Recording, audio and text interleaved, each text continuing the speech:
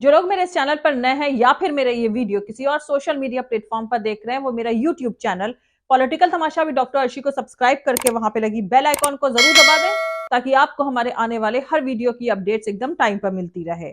और दोस्तों, अगर आपको हमारे वीडियोस इन्फॉर्मेटिव लगते हैं, अगर आपको हमारा काम पसंद आता है, तो आप अपने इस चैनल को सपोर्ट कर सकते हैं इसके पेट्रॉन बन करके या फिर इसकी मेंबरशिप लेकर के। पेट्रॉन बनने का लिंक मैंने इसी वीडियो के डिस्क्रिप्शन में डाल दिया, जिस पर क्लिक करके आप पेट्रॉन बन सकते हैं। और मेंबर बनने का लिंक भी इसी वीडियो के डिस्क्रिप्शन में दिया गया है अलग से, जिस पर क्लिक करके आप अपने इस चैनल की मेंबरशिप ले सकते हैं। तो चलिए आज के सियासी तमाशे के सफर को शुरू करते हैं।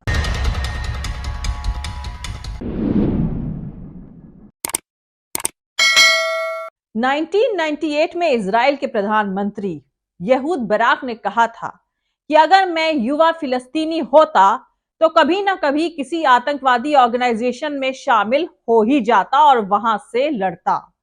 सोचिएगा, इजरायली प्रधानमंत्री खुद कह रहे हैं कि हमने इतने जुल्म करे हैं फिलिस्तीनियों पर कि उनके पास बंदूकें उठाने के अलावा कोई रास्ता रह ही नहीं गया है। खैर, अब एलोन मस्क ने गजा और हमास पर बयान दिया है। उन्होंने कहा है कि आपने हमास के मेंबर्स मारने के चक्कर में कई हमास के मेंबर्स पैदा कर दिए हैं। अगर आप गजा में किसी के बच्चे को मारते हैं तो आपने कम से कम हमास के कुछ और मेंबर्स बना दिए हैं।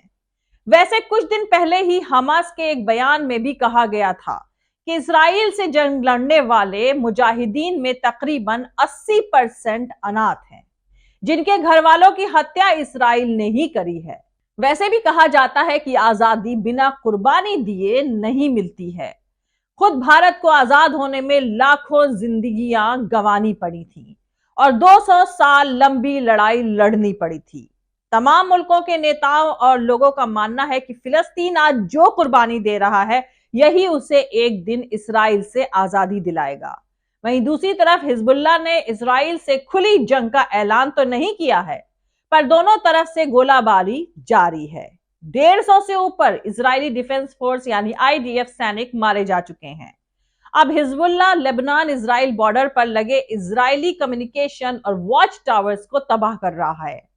कहा जा रहा है कि इजरायली कम्युनिकेशन और वॉच टावर्स को तबाह इसलिए किया जा रहा है कि फाइनल चढ़ाई के वक्त मैदान एकदम साफ हो चुका हो। खैर दोस्तों, अब इजराइल के सपोर्टर मुल्क भी इजराइल की गजा पॉलिसी के खिलाफ आवाज उठाने लगे हैं। जी हां दोस्तों, फ्रांस ने मुंह खोला। फ्रांस के राष्ट्रपति इमैनुअल मैक्रों में इतनी शर्म हया तो बाकी है कि अब वो मान रहे हैं कि गजा में इजराइल नरसंहार कर रहा है और ये सब रुकना चाहिए। अमेरिकी राष्ट्रपति जो बाइडेन इतना भी नहीं कह पा रहे हैं, लेकिन इमैनुअल मैक्रों या वेस्ट के किसी नेता के ऐसे बयान को बस बयान वाला सियासी तमाशा ही समझना चाहिए, इससे ज्यादा कुछ नहीं। वैसे फ्रांस के राष्ट्रपति इमैनुअल मैक्रों की गजा में जारी जंग को लेकर दी गई सलाह के बाद इजराइल के प्रधानमंत्री बेंजामिन नेतन्याहू का बेहद बेशर्मी वाला जवाब भी आ गया है। पहले नेतन्याहू ने कहा कि दुनिया के तमाम मुल्कों को इजराइल के बजाय हमास को क्रिटिसाइज करना चाहिए। साथ ही उन्होंने बड़ी बेशर्मी के साथ आगाह भी किया है कि अगर आज इस खतरे की अनदेखी करी गई तो कल फ्रांस और अमेरिका को भी कीमत चुकानी पड़ सकती है। वहीं भारत की अगर बात करें तो भारत के डिफेंस एंड फॉरेन मिनिस्टर और अमेरिका के डिफेंस और फॉरेन सेक्रेटरीज की दिल्ली में बैठक के बाद जो साझा बयान जारी हुआ है, उसमें इस्राइल और गजा के बारे में जो हिस्सा है उसमें दो बातें नहीं है। सीज फायर और 2 स्टेट सॉल्यूशन, इस बयान में हमले पर ह्यूमैनिटेरियन पॉज की बात भी करी गई है। इसका मतलब है कि दिन में कुछ घंटों के लिए हमला रोका जाए, जबकि अमेरिका और भारत दोनों का कहना है कि फिलिस्तीन और इस्राइल 2 आजाद मुल्क होने चाहिए। लेकिन इस बयान को पॉलिटिकल सॉल्यूशन भर कहा गया है। इस बैठक से आ रहे डिटेल्स इंडिकेट कर रहे हैं कि मोदी सरकार ग्लोबल साउथ की अगुवाई ने डिजायर की तरफ संजीदा नहीं है और मोदी सरकार अमेरिका के पाले में काफी कंफर्टेबल महसूस कर रही है। खैर, इस्राइल गजा पट्टी पर अपने हमलों को हर रोज 4 घंटे के लिए रोकने पर सहमत हो गया है। इस्राइल के प्रधानमंत्री बेंजामिन नेतन्याहू ने बेहद मासूमियत के साथ कहा कि वो लोगों को लड़ाई के इलाके से दूर सेफ पैसेज की फैसिलिटी देना चाहते हैं। अब आप लोगों को बताती हूं कि गजा में इजराइल और अमेरिका के 4 घंटे के सीज फायर का असली मतलब पहला, नॉर्दर्न गजा से लोगों को भगाना है। दूसरा, इस्राएली सैनिकों के लिए मदद पहुंचाना है। तीसरा, गजा नहीं छोड़ रहे लोगों की पहचान करना है, फिर उन पर हमला करना है। चौथा, नॉर्दर्न गजा में बस्ती बनाना और उसके कोस्टल इलाके से नेचुरल गैस निकालना है। दोस्तों, दूसरी तरफ कहा जा रहा है कि यूरोप को रूस के साथ उलझा करके अमेरिकी एलिट्स खुद मजा कर रहे हैं और यूरोपियन इकोनॉमी लगातार चरमरा रही है। मतलब यूक्रेन को चने के झाड़ पर चढ़ाकर अमेरिका ने अपने फायदे के लिए यूक्रेन और यूरोपियन यूनियन दोनों को ही मुश्किल में डाल दिया है। अब उसका ध्यान वेस्टर्न एशिया में जंग बढ़ाने पर है। इसके बाद वो सेंट्रल एशिया का रुख करेगा, फिर अमेरिकी जंग के बादल ईस्टर्न एशिया पर मंडराएंगे। वहीं रिपोर्ट्स के मुताबिक अमेरिका, यूरोपियन यूनियन और G7 की कोशिश है कि उनके तरफ से जब्त करी गई रूसी प्रॉपर्टीज को यूक्रेन को दे दिया जाए। हालांकि इसका असली मतलब यह है कि वो देश खुद ही इस दौलत को ले लें, क्योंकि यूक्रेन में अगर न्यू कंस्ट्रक्शन होगा तो उसका ठेका अमेरिका या यूरोपियन कंपनियों को ही मिलेगा। इस तरह फौजी मदद के नाम पर दी जा रही हेल्प भी वेस्टर्न कंट्रीज की कंपनियों के पास ही वापस जा रही है। वहीं दूसरी तरफ रूस ने कहा है कि अगर ऐसा होगा तो रूस में जब्त प्रॉपर्टीज को भी कब्जा कर लिया जाएगा। रूस ने यह भी प्रपोजल दिया है कि इन जब्त करी गई प्रॉपर्टीज की अदला बदली करी जा सकती है। दोस्तों, यहां पर मैं आपको बता दूं कि चीनी फॉरेन मिनिस्ट्री के स्पोक्स पर्सन हुआ चुनाइंग ने बताया है कि अमेरिकी राष्ट्रपति जो बाइडेन के इनविटेशन पर चीन के प्रेसिडेंट शी जिनपिंग 14 से लेकर 17 नवंबर तक अमेरिका के सैन फ्रांसिस्को में होंगे। अब अहम बात यह है कि इस दौरे के बारे में कई दिन पहले व्हाइट हाउस ने बताया था और चीन ने भी कह दिया था। मतलब इस बैठक पर बहुत हद तक दुनिया का फ्यूचर तय होगा, ऐसा माना जा रहा है। वहीं दूसरी तरफ ईरान और तजाकिस्तान के बीच कई अहम समझौतों पर सहमति बनी है। कुछ जानकारों का मानना है कि बहुत मुमकिन है कि कजाकिस्तान के बाद तजाकिस्तान में भी अमेरिका और उसके दोस्त मुल्क उथल पुथल मचाने की कोशिशें करें। जानकारों का मानना है कि अमेरिका को भले ही अफगानिस्तान से भागना पड़ा हो, पर वो सेंट्रल एशिया पर अपनी गिद्ध जैसी नजर को बनाए हुए है। तो आपको यहां पर बता दूं कि सेंट्रल एशिया भी ऊर्जा का गढ़ है, लेकिन एक अच्छी बात यह है कि सेंट्रल एशिया को रूस और चीन की सिक्योरिटी की गारंटी है। अमेरिका का भी इनसे अच्छा रिश्ता है, पर जानकार कह रहे हैं कि वेस्ट लालच में अंधा हुआ जा रहा है। दोस्तों, कजाकिस्तान में वो 2 साल पहले अमेरिका ने द सो कॉल्ड डेमोक्रेसी वाला तमाशा करने की कोशिश करी थी, पर रूस ने उसे नाकाम कर दिया था। रूस और चीन कह चुके हैं कि अब वेस्टर्न कंट्रीज की संतरा छाप रेवोल्यूशंस को बर्दाश्त नहीं किया जाएगा।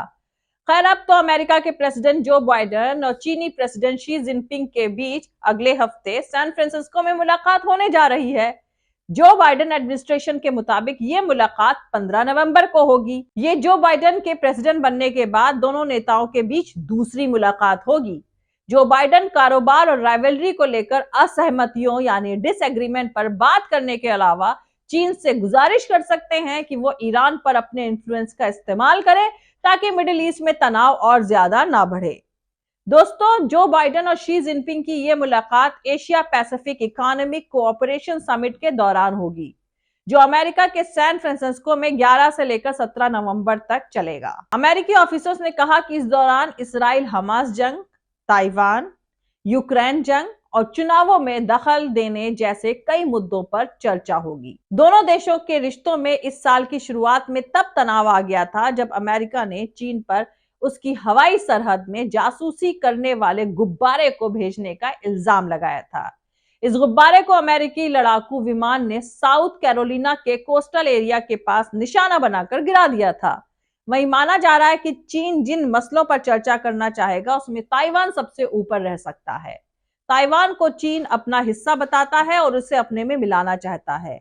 अगले साल की शुरुआत में ताइवान में चुनाव भी होने वाले हैं।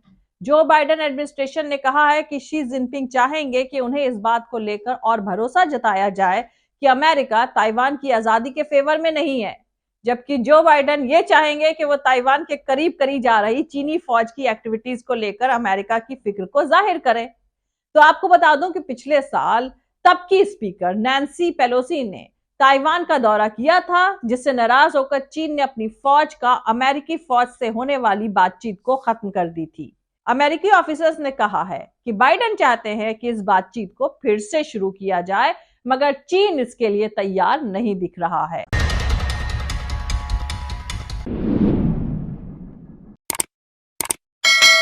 तो आज के लिए इतना ही, मिलते हैं अगले वीडियो में किसी दूसरे नए सियासी तमाशे के साथ। जय हिंद, सत्यमेव जयते, अल्लाह हाफिज। दोस्तों, हमारा पूरा वीडियो और दूसरे और वीडियोस देखने के लिए हमारा YouTube channel political Tamasha with doctor Arshi को सब्सक्राइब करके वहां पे लगी बेल आइकॉन को जरूर दबा दें, ताकि आपको हमारे आने वाले हर वीडियो की अपडेट्स एकदम टाइम पर मिलती रहे। और दोस्तों, अगर आपको हमारे वीडियोस इंफॉर्मेटिव लगते हैं, अगर आपको हमारा काम पसंद आता है, तो आप अपने इस चैनल को सपोर्ट कर सकते हैं, इसके पेट्रॉन बन करके या फिर इसकी मेंबरशिप लेकर के। और पेट्रॉन बनने का लिंक मैंने इसी वीडियो के डिस्क्रिप्शन में डाल दिया है, जिस पर क्लिक करके आप पेट्रॉन बन सकते हैं। और मेंबरशिप लेने का लिंक भी मैंने इसी वीडियो के डिस्क्रिप्शन में अलग से डाल दिया, जिस पर क्लिक करके आप अपने इस चैनल के मेंबर बन सकते हैं। और आप हमें फॉलो भी कर सकते हैं हमारे ट्विटर, इंस्टाग्राम और फेसबुक पेज पर। मेरा ट्विटर हैंडल है @arshi aziz Khan। Thank you, मिलते हैं अगले वीडियो में।